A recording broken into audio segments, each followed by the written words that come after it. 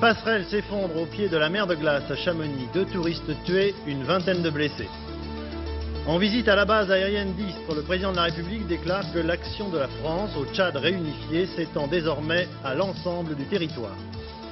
Le renouveau d'une industrie française, le textile, qui fait aujourd'hui l'objet d'une bataille acharnée à la Bourse de Paris. L'industriel Jérôme Sédou rachète un quart des actions de la société Prouveau.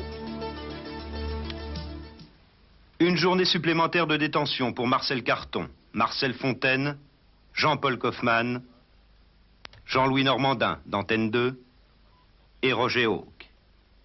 Les otages français au Liban n'ont toujours pas été libérés. Madame, Monsieur, bonsoir. C'est en début d'après-midi qu'une passerelle en bois qui permet l'accès à la mer de glace dans le massif du Mont Blanc, au-dessus de Chamonix, s'est effondrée sous le poids d'une quarantaine de touristes. Le dernier bilan est actuellement de 2 morts, une vingtaine de blessés, dont 5 dans un état sérieux. Il faut savoir que d'importants moyens de secours ont été aussitôt acheminés sur place. Tout de suite, les premières images commentées par Pascal Deschamps. C'est cette petite passerelle en bois qui s'est effondrée. Au-dessous, une crevasse profonde de 25 mètres.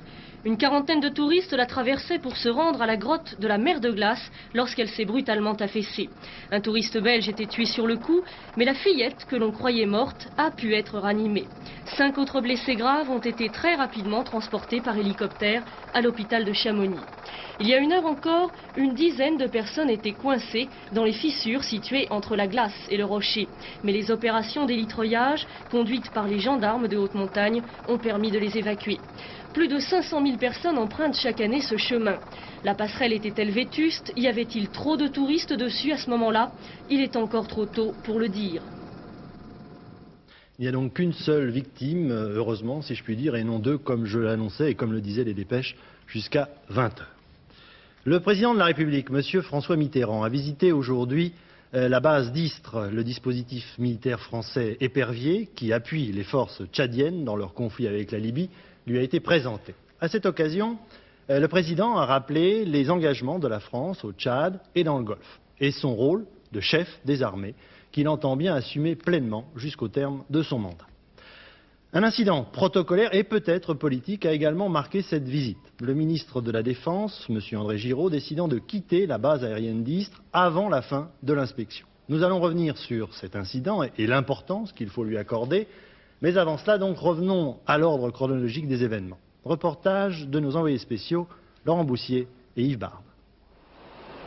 François Mitterrand, en blouson de cuir bleu, installé dans la cabine de ravitaillement d'un KC-135F et assistant au ravitaillement en vol de 4 Mirage F1, c'est l'image que l'on gardera de cette visite sur la base aérienne d'Istres. Le ministre de la Défense quittant cette même base sans attendre la fin de la visite officielle et déclarant, je cite, « Le président de la République souhaite faire son vol seul, je ne sers à rien, je n'ai plus rien à faire », c'est l'incident que l'on retiendra de cette journée consacrée à la défense aérienne. En fait, le chef de l'État était venu à Istres pour voir, ou plutôt pour revoir, le matériel de défense aérienne qui compose la cellule épervier actuellement en opération au Tchad. Un dispositif dont on a retiré depuis peu tous les éléments offensifs comme les Jaguars. C'est cette absence qu'aurait regretté André Giraud. Incident donc, mais incident qui, selon le président de la République, ne veut pas dire divergence. Je n'ai jamais aperçu sur ce plan-là, et particulièrement pour ce qui concerne les Jaguars, la moindre différence ou divergence de vue entre le chef du gouvernement, le ministre de la Défense et moi-même. Si ces divergences existent, elles ne m'ont pas été communiquées. Sur le Tchad toujours, le chef de l'État a souligné que ce pays avait retrouvé sa souveraineté et son unité et qu'il n'y avait donc plus lieu de considérer le 16e parallèle comme une donnée militaire. Message à destination d'Hissène Habré, mais aussi du colonel Kadhafi. Enfin, François Mitterrand a réaffirmé sa fonction de chef des armées en précisant que la France se devait d'avoir une armée en état pour que nul ne s'avise de vouloir nuire à ses intérêts.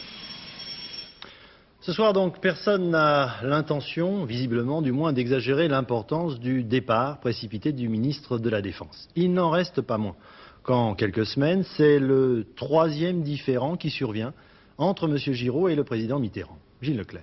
Oui, sans vouloir dramatiser, c'est vrai que ce matin, la température est brusquement montée d'un cran entre le président de la République, le chef des armées et le ministre de la Défense. Au cours d'une visite officielle, c'est en effet même la première fois depuis mars 86 que le ministre de la Défense n'accompagne pas jusqu'au bout le président sur un site militaire. Mais pour bien comprendre ce geste, il faut effectivement remonter à quelques semaines en arrière. D'abord, la prise de la bande d'Aouzou par le président tchadien Hissène Habré. Le 11 août, premier communiqué alors du ministre de la Défense. Bien sûr, dit-il, nous soutenons le Tchad, mais la France ne se mêlera pas de cette affaire exclusivement tchadienne. Le lendemain, correction du discours, la France, dit André Giraud, ne s'interdit aucun moyen militaire au Tchad. Enfin, le 13 août, après 1h30 d'entretien avec le président de la République à l'Élysée, mise au point, c'est bien la seconde version plus musclée, plus élyséenne qui est la bonne. On peut aussi rappeler les différences entre l'Élysée et le ministre au moment de prendre la décision d'envoyer le porte-avions Clémenceau dans le Golfe au début du mois. François Mitterrand est alors résolument pour, André Giraud s'interroge, alors que Jacques Chirac, le Premier ministre, lui, n'est pas éloigné de la position du président. Et puis donc, dernier événement ce matin, à Istres, le ministre déplore que la composante offensive de la force française au Tchad, les Jaguars, ne lui soit pas présentée. Irrité donc de cette série d'incidents, André Giraud, dont on connaît le caractère pas toujours très commode, le ministre préfère regagner Paris pour un rendez-vous, d'ailleurs prévu. Le président, lui, est à bord d'un Boeing C-135, sans son ministre. Alors ce sera bien sûr de tous les côtés, on s'efforce de dédramatiser. Il est vrai que des divergences sur le plan de la défense française étalées sur la place publique au moment de la tension dans le Golfe et au Tchad ne feraient pas bon effet, mais il s'agit tout de même d'un incident sérieux qu'il faut noter, même s'il n'entraîne pas ce soir, pour le moment, de conséquences politiques très graves. C'est finalement en cour d'assises et non en correctionnel que seront jugés les 3 médecins de Poitiers impliqués à des titres divers dans la mort, souvenez-vous, d'une malade en salle d'opération le 30 octobre 1984. Au terme d'une querelle de procédure, la Cour de cassation en a donc ainsi décidé. Emmanuel Vanier nous rappelle maintenant les principaux événements de ce tragique fait divers. 3 médecins de cet hôpital de Poitiers devant les assises pour une affaire où il n'y a toujours ni aveu ni preuve tangible 2 ans et demi après les faits. 30 octobre 84, Nicole Berneron décède sur la table d'opération. Une semaine plus tard, le patron du service anesthésie, le professeur Meriel, accuse ses 2 collaborateurs d'avoir saboté l'appareil respiratoire en inversant les tuyaux d'oxygène et de protoxyde d'azote. Les docteurs Diallo et Archambault, respectivement inculpés d'assassinat et de complicité d'assassinat, sont écroués. Mais selon le juge d'instruction, il apparaît que les 2 médecins ne voulaient pas la mort de l'opéré, mais qu'ils désiraient simplement mettre leur patron en difficulté. L'inculpation devient alors violence ayant entraîné la mort sans intention de la donner. Après une bataille juridique de plus de 2 ans, la Cour de cassation a donc décidé hier de renvoyer les 2 médecins devant les assises de la Vienne. Cette décision est une énorme surprise dans la mesure où je sais ce que contient ce dossier. Elle est révoltante à plusieurs égards parce que les moyens de cassation soulevés par mes avocats étaient des moyens, à mon avis, tout à fait valables. Mais c'est une décision supplémentaire qui est la poursuite d'un processus quasiment inéluctable, si on peut dire. Le professeur Meriel comparaîtra lui aussi devant les assises sous l'inculpation d'homicide involontaire. Une qualification qui relève normalement du tribunal correctionnel, mais la Cour de cassation a préféré ne pas y joindre les 3 cas. Reste maintenant à fixer la date du procès. Les interviews se succèdent et ne se ressemblent pas forcément pour notre confrère américain Charles Glass, otage qui vient de retrouver la liberté à Beyrouth. Aujourd'hui, en effet, Charles Glass admet que son évasion, entre guillemets, a pu être facilitée par les Syriens qui auraient demandé à ses gardiens de bien vouloir fermer les yeux. Patricia Coste. Extrêmement attentif à ce qu'il dit, Charles Glass, ce matin à Londres, face à ses confrères. Mais trop fatigué pour ne pas se contredire, il a déjà donné 3 versions de sa libération, dont il ressort que ses ravisseurs auraient en fait facilité son évasion. Je ne sais pas, tout est possible. C'est la seule chose que Charles Glass peut donner pour sûr aujourd'hui. En revanche, il a été prolixe sur ses conditions de détention, très dures, dans l'obscurité pendant 2 mois, enchaîné à un mur. La cassette enregistrée où il s'accuse d'être un agent des services de renseignement américains, il l'a faite sous la contrainte d'un revolver braqué à quelques mètres de lui. Il a changé le ton de sa voix pour montrer son double langage. De plus, il a pris l'accent du sud des États-Unis pour signaler qu'il était emprisonné au sud de Beyrouth.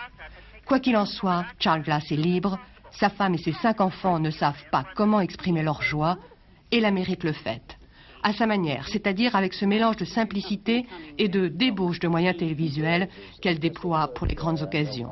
Ici, le père de Charles Glass dit que ce jour est le plus beau de sa vie. L'otage libéré a immédiatement repris son travail de reporter hier soir, en exclusivité pour sa chaîne ABC News. Et il a surtout remercié les autorités syriennes qui l'ont reçu dès sa libération hier à Damas. Le gouvernement américain, lui aussi, a remercié la Syrie, qui, cela n'est pas douteux, a certainement joué un rôle dans cette libération, sans exclure aussi un geste de l'Iran envers la Syrie. Dans le Golfe, un nouveau convoi de pétroliers koweïtiens escorté par la marine américaine a pris la mer, sans incident jusqu'à présent, mais ces navires sont, il faut le dire, étroitement surveillés par des bâtiments iraniens qui, hier après-midi, avaient encore ouvert le feu sur un navire-citerne battant pavillon libérien. C'est dire que la tension reste très forte dans cette région.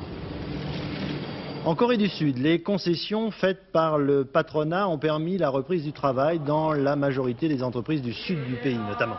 Mais ces dernières 24 heures ont encore été marquées par de multiples affrontements entre manifestants et forces de l'ordre. Manifestations auxquelles s'étaient joints des étudiants. En France, dans les années 70, 75, voire même 80, avant la sidérurgie ou les chantiers navals, l'industrie textile française était entrée en crise très grave. Avant les autres, donc, elle a été contrainte de se restructurer et elle connaît aujourd'hui un certain renouveau. À tel point que les financiers s'intéressent désormais à ce secteur. Ce préambule pour vous annoncer qu'on connaît désormais le nom de l'industriel qui, depuis plusieurs semaines, sur le marché de la Bourse de Paris, rachetait des actions de la firme Prouveau. Il s'agit du groupe dirigé par Jérôme Sédou, transporteur maritime, rendu célèbre, souvenez-vous, par son rachat de la 5e chaîne de télévision. Jérôme Sédou qui possède aujourd'hui donc 24% des actions de Prouveau. Enquête de Jean-Pierre Métivet et François Landesman. Regardez en haut du tableau le cours de l'action Prouveau, 443 francs. En 15 jours, elle a doublé. C'est la bataille boursière de l'été. Depuis fin juillet, 25% du capital du premier groupe textile français ont changé de main. L'acheteur, c'est Jérôme Sédou, l'une des plus grosses fortunes de France. Le PDG d'un groupe qui aligne une compagnie maritime, les chargeurs réunis, une autre aérienne, UTA, et des produits aussi disparates que Spontex ou des parts dans la 5e chaîne. Mais qu'est-ce qu'un homme comme Jérôme Sédou peut bien aller faire dans une activité aussi traditionnelle que le textile ? Bien qu'il y ait eu une crise en France sur le textile très importante, on s'aperçoit qu'il y a encore en France des sociétés textiles qui dament le pion aussi bien aux Coréens qu'aux Japonais. Ce qu'on croyait être une industrie un petit peu en perte de vitesse, complètement en perte de vitesse, est redevenu rentable aujourd'hui ? Absolument. Absolument, avec des brevets français et évidemment une technicité poussée à l'extrême. Ce qui veut dire que Prouveau est aussi une bonne affaire ? Ah oui. C'est une affaire qui est en plein redressement depuis maintenant 2 ans et qui est une très belle affaire. Prouveau, c'est une multinationale avec des marques comme Rodier, Stem ou Pingouin, distribuées en Europe et aux États-Unis. Et même pour les matières premières, Prouveau est le numéro 1 du négoce de la laine dans le monde. Une dimension internationale qui intéresse certainement Jérôme Sédou, déjà présent dans le textile avec les lanières de Picardie.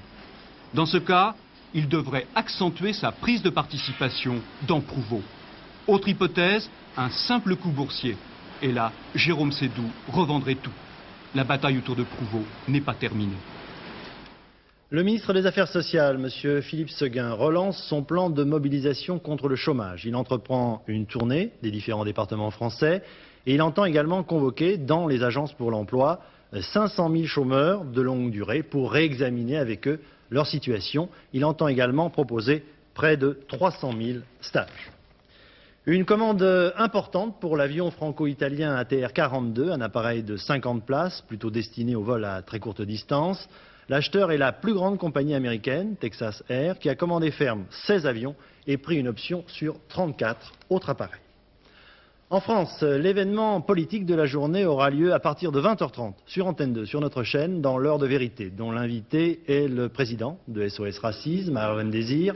Harlem Désir qui est âgé de 28 ans et qui est certainement, je ne crois pas qu'on me contredira, l'invité le plus jeune dans l'histoire de l'émission L'heure de vérité. Alors sa présence ce soir est importante dans la mesure où beaucoup de jeunes soutiennent son action et que ses prises de position, même s'il ne se considère pas lui-même comme un homme politique, auront leur importance dans la prochaine campagne présidentielle. Harlem Désir, bonsoir. Bonsoir. Merci d'être avec nous dès 20h.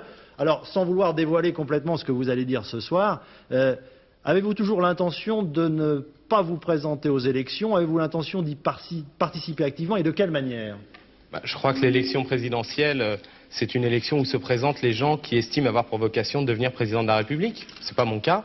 Ce n'est pas le rôle de SOS Racisme de se substituer aux partis politiques. Donc bien entendu, et il n'en a jamais été question, je ne me présenterai pas aux élections présidentielles. Mais comme je crois qu'un des enjeux importants de cette élection, ce sera la lutte contre le racisme et le problème de l'immigration, et aussi les relations avec l'extrême droite, bien entendu, nous serons présents pendant cette période. Je crois que c'est un moment privilégié pour s'adresser aux hommes politiques, pour réfléchir et pour obtenir des réponses claires. Alors est-ce que ça veut dire, Harlem Désir, que vous n'allez pas prendre position pour un des candidats ou que vous vous réservez le droit, vous et votre association, de prendre parti à un certain moment pour un des candidats? Le rôle de SOS Racisme, ce n'est pas de prendre parti, ce n'est pas de faire campagne à la place des partis. C'est de faire en sorte que l'ensemble des candidats, l'ensemble des partis politiques, je ne me fais pas d'illusions sur l'extrême droite bien sûr, mais je pense aux autres, prennent en compte les exigences de la lutte contre le racisme et la nécessité de réussir l'intégration des immigrés. C'est cela que je vais essayer d'aborder dans l'émission. Je vais essayer de montrer que l'intégration, ça peut marcher si on s'en occupe. Il y a des gens qui ne sont pas convaincus de cela, mais j'espère qu'au terme de l'émission, il y aura peut-être 2 ou 3 points sur lesquels leur opinion auront évolué. Alors dernière question très rapidement, Harlem Désir. Les incidents de Châteauroux, les événements de l'été, avec notamment la campagne de Jean-Marie Le Pen autour de la France, sont-ils des événements qui vous inquiètent? Ce qui s'est passé à Châteauroux, après un meurtre raciste à Nice, où des skinheads avaient également été impliqués, et d'autres bastonnades du même type, ce sont effectivement des phénomènes très inquiétants. Et nous sommes allés rencontrer la municipalité de Châteauroux et le maire de Châteauroux, M. Bernardet, qui est d'ailleurs un maire UDF, ce qui vous montre que ce n'est pas une question de droite ou de gauche, a accepté avec nous de mettre sur pied un comité de prévention du racisme. C'est-à-dire que comme pour la délinquance, où on a mis sur pied des comités de prévention de la délinquance, eh bien, il y aura une structure qui rassemblera tous ceux qui peuvent avoir une influence sur le comportement des jeunes, c'est-à-dire les éducateurs, les parents, les policiers, les associations de jeunesse elles-mêmes, les autorités religieuses, pour faire en sorte que jamais plus on ne voit des jeunes sombrer dans cette idéologie de la haine qui les a amenés à s'en prendre à d'autres jeunes simplement parce qu'ils étaient différents d'eux, parce qu'ils étaient immigrés. Merci Harlem Désir et donc rendez-vous à partir de 20h, 20h35 pour cette heure de vérité. Politique encore, à la suite des remous provoqués par les récentes déclarations de Michel Rocard, qui prenait, souvenez-vous, ses distances par rapport à certains événements ayant eu lieu sous les différents gouvernements socialistes. Alors réaction donc de Jean Le Garrec, ancien ministre, qui déclare que la méfiance du Parti socialiste à l'égard de Michel Rocard ne fait que s'aggraver. André Léniel, un autre dirigeant socialiste, estime quant à lui qu'on ne construit pas une grande carrière politique en cultivant sa différence. Enfin, Jean Popren, dans un registre un petit peu différent, dit que devant la floraison de candidatures au sein du PS, eh bien, il pense que le chef de l'État ne devrait plus attendre avant de dire si oui ou non il sera de nouveau candidat à un deuxième mandat de président de la République. En Angleterre, un tireur fou a abattu au moins 7 personnes, peut-être 9, et en a blessé une dizaine dans une ville située à 80 km de Londres. Il a aussi mis le feu à un poste d'essence. Parmi les victimes, un policier et des passants qui se trouvaient là par malheur. Aux dernières nouvelles, ce forcené n'a toujours pas été capturé, malgré l'envoi sur place d'importantes forces de l'ordre. La mort de Rudolf Hess, le dernier dirigeant nazi enfermé à la prison de Spandau, à Berlin. Voici la dernière version de son décès proposée par les autorités militaires britanniques de Berlin-Ouest.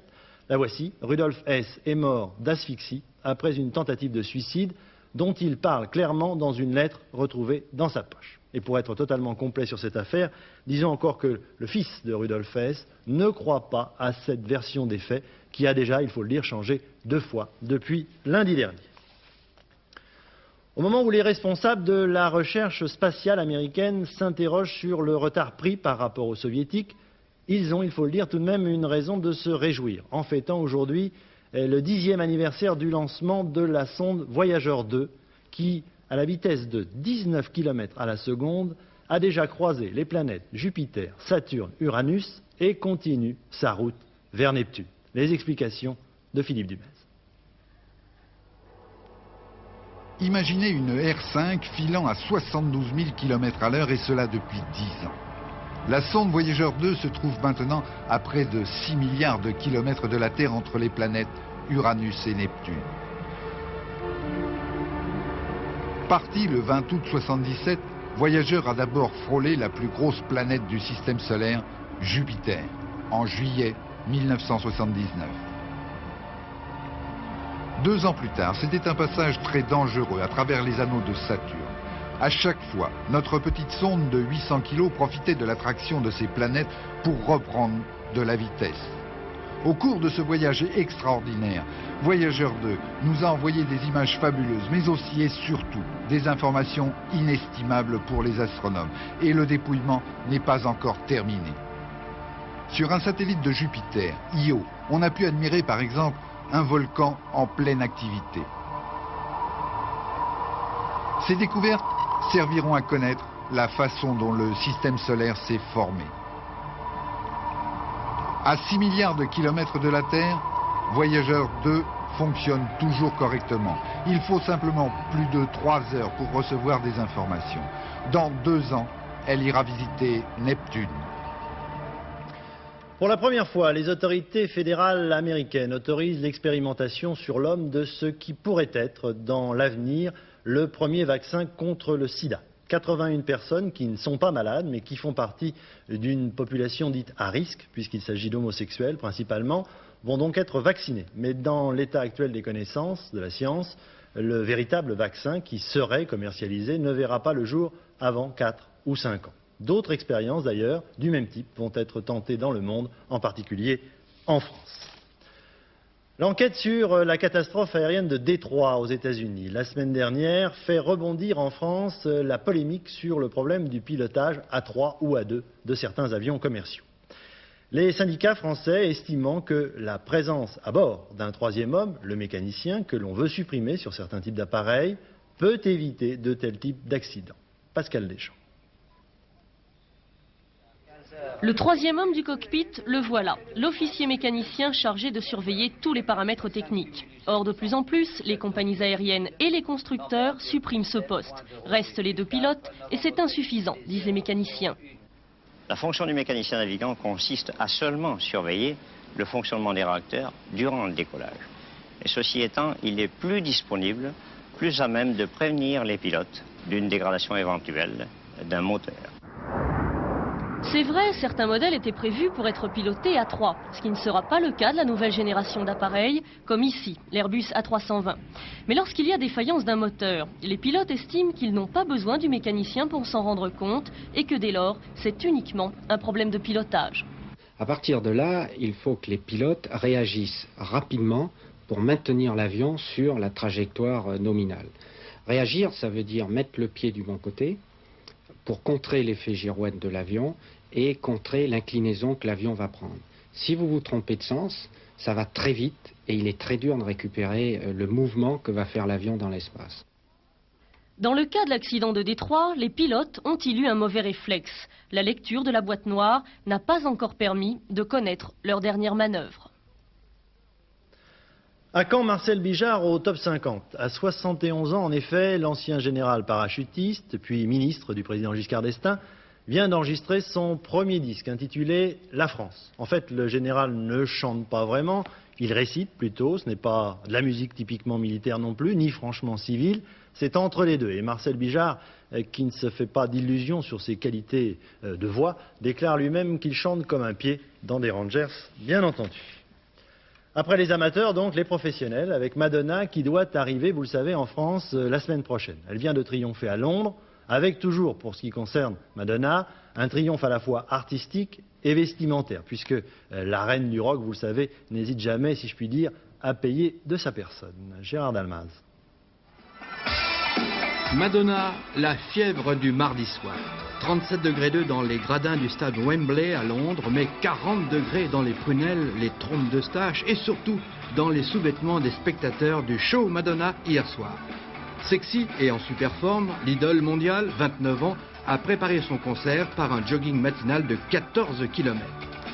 Déjà en ébullition, les 77 000 fans prennent feu lorsque Madonna, hélas, pas sur ces images, jette sa petite culotte rouge en pâture à la foule qui aussitôt éparpille la pièce de dentelle torride en centaines de reliques. Un vent de folie souffle alors au-dessous de la ceinture des jeunes gens et des jeunes filles qui, pour remercier Madonna de ce don de sa personne, arrachent leurs propres sous-vêtements. Et des centaines de petites culottes et de caleçons fleuris volent aux pieds de l'idole. Arrêtez, crie Madonna, et d'abord, elles sont même pas à ma taille. Question, Madonna vient d'enlever le bas, que va-t-elle offrir aux Parisiens pour le show du 29 août prochain?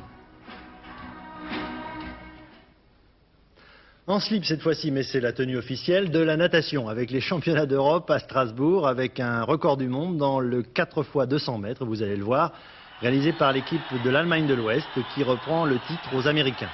Dans cette même course que vous voyez actuellement, les Français ont terminé 4e et Stéphane Caron a battu le record de France de cette distance en 1 minute 49 secondes et 47 centièmes. Voilà pour les amateurs et les puristes. Pour les amateurs de tiercé, cette fois-ci, pour demain, d'un quartet plus exactement, à Vincennes, Prix de Savoie, voici les pronostics de Pierrette Bresse, que vous voyez s'inscrire sur votre écran. Le 15, le 7, le 11, le 14, le 9, le 13, le 6 et le 10. Et après les pronostics, les prévisions météo. Sophie Dallon. Eh bien, Daniel, il fera beau et chaud demain sur l'ensemble de l'Hexagone, mais on pourrait entendre le tonnerre du côté de Brest et aux environs seulement en fin de journée. Je vous propose de regarder l'image satellite avec toujours un anticyclone, vous allez le voir sur la France, un anticyclone très puissant, et puis ces perturbations qui s'enroulent autour d'une dépression au large des îles britanniques qui viendront effleurer la Bretagne et les côtes de la Manche. La rencontre de cet air frais et humide avec l'air chaud qui règne à l'intérieur des terres provoquera donc une tendance orageuse en fin de journée. Résultat sur la carte du temps prévu pour demain, du beau temps partout après dissipation des brumes matinales. Et puis en fin de journée, je vous le disais, une tendance orageuse qui se développera sur le golfe de Gascogne, les côtes de l'Atlantique, la Bretagne et les côtes de la Manche. Voilà, demain, les températures seront très agréables. Elles s'échelonnent entre 22 degrés à Cherbourg jusqu'à 30 degrés à Bourges. Il fera 28 degrés à Paris et de 30 à Limoges ainsi qu'à Biarritz. Nous atteindrons les 33 degrés à Nîmes. Nous serons demain le jeudi 20 août. Il y aura 4 minutes de soleil en moins. Un soleil qui se lèvera à 6h51, qui se couchera à 20h56 et nous fêterons les Bernards. Merci Sophie, en tout cas pour moi, quelle que soit la météo, j'étais ravi, il fait très beau pour moi ce soir puisque je vous ai retrouvé. Le dernier journal sera présenté tout à l'heure en fin de programme par Philippe Arroy. Après le journal, souvenez-vous, vous avez rendez-vous avec L'Ordre de Vérité et Harlem Désir, l'invité de François-Henri de Virieux. Quant à moi, je vous retrouvais donc avec beaucoup de plaisir demain soir. Bonsoir, excellente soirée sur Antenne 2.